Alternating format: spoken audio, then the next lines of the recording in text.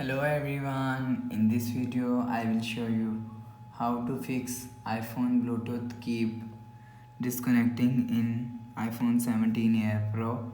So let's start the video. First of all, open control center, so swipe down. Now here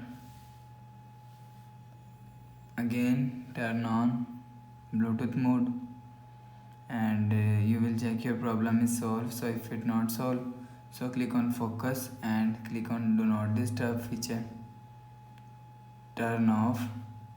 You will check. So if it not solved, so click on aeroplane mode 1 2 3 time, turn on, turn off, turn on, turn off.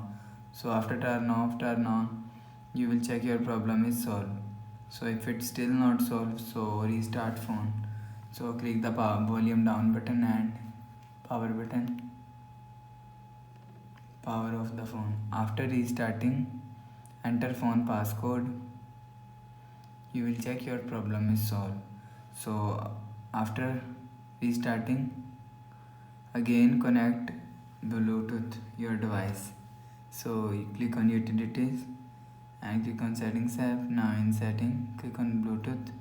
So again, so disconnect and again connect. So your